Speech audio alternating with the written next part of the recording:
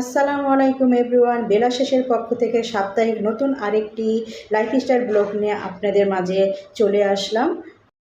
সবার কাছে রিকোয়েস্টে থাকবে ভিডিওটি দেখা শুরুতে লাইক দিয়ে ভিডিওটি দেখা শুরু করবেন এবং যারা এখনও সাবস্ক্রাইব করেননি প্লিজ সাবস্ক্রাইব করে পাশে বেল আইকন বাটনটি অন করে রাখুন, যাতে আমি ভিডিওটি দেওয়া মাত্র নোটিফিকেশন আপনাদের মাঝে চলে যায়।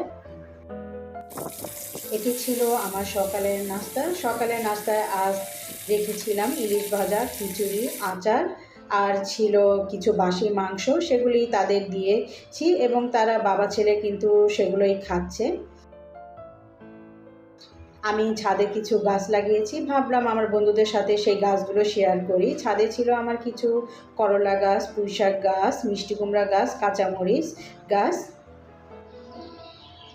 গাছগুলো মাশাআল্লাহ অনেক সুন্দর হয়েছে। যেহেতু বৃষ্টি হচ্ছে তাই বৃষ্টির পানি পেয়ে কিন্তু গাছগুলো খুবই সতেজ দেখা যাচ্ছে, আর গাছগুলো দেখলে আমার মনটা এভাবেই ভালো হয়ে যায়।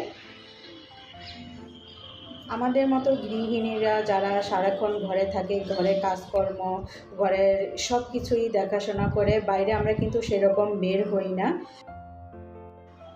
পরিস্থিতি আজ এমন এক পর্যায়ে এসে দাঁড়িয়েছে, এখন অনেক কিছু ইচ্ছে করলেও কিন্তু সেটা হয়ে ওঠে না।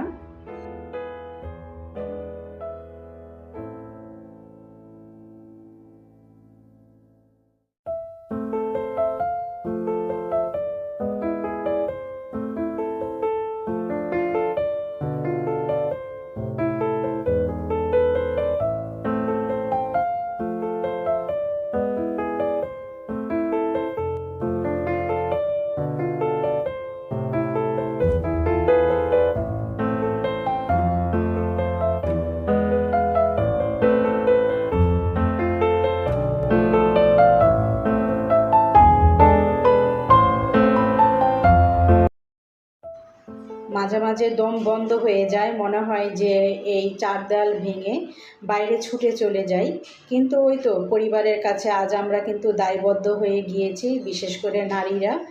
আমরা আজ এই নারীরা এই পরিবার, এই সংসার আর এই বাচ্চা, এই সমস্ত কিছু চিন্তা করে অনেক কিছুই আমরা ত্যাগ করে থাকি, কিন্তু দিন শেষে গেলেও কিন্তু কারো কাছে সেভাবে আমরা মূল্যায়ন পাই না। তবে অনেক চেষ্টা করি নিজেকে একটু সময় দেওয়ার জন্য। হয়তো চেষ্টা থাকা সত্ত্বেও হয়ে ওঠে না, আবার অনেক সময় হয়তো হয়ে ওঠে। জানি না আল্লাহ তাআলা হয়তো আমাদের মেয়েদের জন্য এই রকম লিখন কেন লিখে রেখেছে, সেটা আমার জানা নেই। আল্লাহ তাআলা আমাদের সকল নারীকে চলার পথগুলো সহজ করে দিক, আমিন। আজ আমরা এখানে এসেছিলাম চীন মৈত্রী সম্মেলনে। এটি ঢাকার আগারগাঁয়ে অবস্থিত। এটা সবাই চিনে থাকেন যারা ঢাকায় থাকেন। আর এখানে তার পাশে কিন্তু আমার ছেলের কলেজ, মানে আসাদ গেটের এখানে। আর এই জায়গাটা আমার খুবই ভালো লাগে। তার পাশেই কিন্তু বেশি দূরে না সংসদ ভবন আছে, তারপরে আছে আপনার সামরিক জাদুঘর। মানে এখানে আসলে অনেক জায়গায় একসাথে ঘোরা যায়।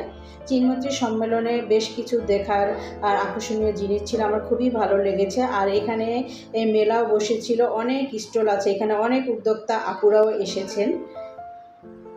এখানে স্টলগুলো কিন্তু ফ্রিতে ছিল, সেটা আমি পরে জানতে পেরেছি ছেলের বাবার কাছ থেকে। তখন আমি বলতেছিলাম যে তুমি বলো নাই কেন, তাহলে আমি একটা স্টল দিতে পারতাম। আর এখানে অনেক রকম জিনিস ছিল, মানে একটা মেলায় সাধারণত যা পাওয়া যায় আমরা তো জানি কি কি পাওয়া যায়। আর আমি মনে করি মেলাতে জিনিসপত্র একটু বেশি দাম নিয়ে থাকে। আমি টুকিটাকি কিছু কিনেছিলাম, বেশি কিছু না। আর আমার ছেলে যেহেতু খেতে পছন্দ করে, তাই আমার ছেলেকে তার মানে সাধ্য অনুযায়ী তার পছন্দ মতো কিছু খাইয়েছি। আর এই যে আপুটাকে দেখতে পাচ্ছেন, উনি কিন্তু একজন নামকরা উদ্যোক্তা। বাইরে যখন ঘুরতে আসি তখন মন খারাপ বলেন বা নিজের খারাপ লাগা বলেন, কাজের ব্যস্ততা বলেন, এগুলো মনে হয় সব কিছু মন থেকে চলে যায়। আর এই যে আপুর দোকানটা দেখতে পাচ্ছেন, তার দোকান থেকে আমি 100 টাকা দিয়ে একটি ব্যাগ কিনেছি। ব্যাগটা খুবই সুন্দর, সেখানে মোবাইল এবং কিছু টাকা রাখা যায়, এর বেশি কিছু না। ওনাকে অনেকে চিনে থাকবেন, হাসিনা মুক্তা আপু। উনিও কিন্তু এখানে স্টল দিয়েছে।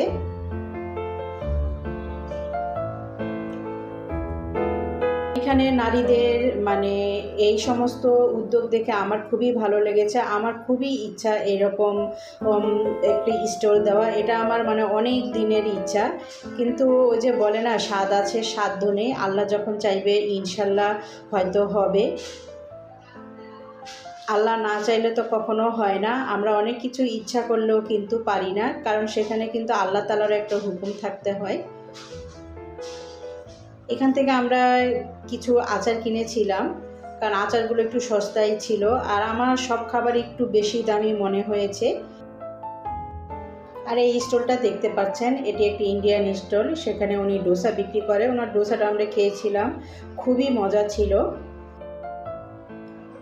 সম্পূর্ণ মেলাটি ঘুরলাম, মোটামুটি ভালোই লেগেছে। আর দেখতে দেখতে বেশ অনেকক্ষণ টাইম হয়ে গেছে, বাসায় ফিরতে হবে। আর এখানে আমরা কিছুক্ষণ দাঁড়িয়েছিলাম, আমি তাদের ভিডিও করছি। আমি কিন্তু সব কিছু করে থাকি, ভিডিও বলেন, এডিটিং বলেন, সব কিছু নিজের এক হাতেই করতে হয়। এই সংসারে কাজকর্ম করে ভিডিও করা, এডিটিং করা যারা করে তারা ভালোভাবেই জানেন। তাই আমাদের পাশে সবাই থাকবেন। ভিডিওর মাঝে যদি কোনো ভুল ত্রুটি হয়ে থাকে অবশ্যই ক্ষমার দৃষ্টিতে দেখবেন। যদি বেঁচে থাকি আগামী সপ্তাহে আরেকটি নতুন ভিডিও নিয়ে আসব ইনশাল্লাহ। আমার জন্য সবাই দোয়া করবেন। সেই পর্যন্ত আপনারা সবাই ভালো থাকবেন এবং সবাইকে ভালো রাখবেন, সেই আশাই করি। আল্লাহ হাফেজ।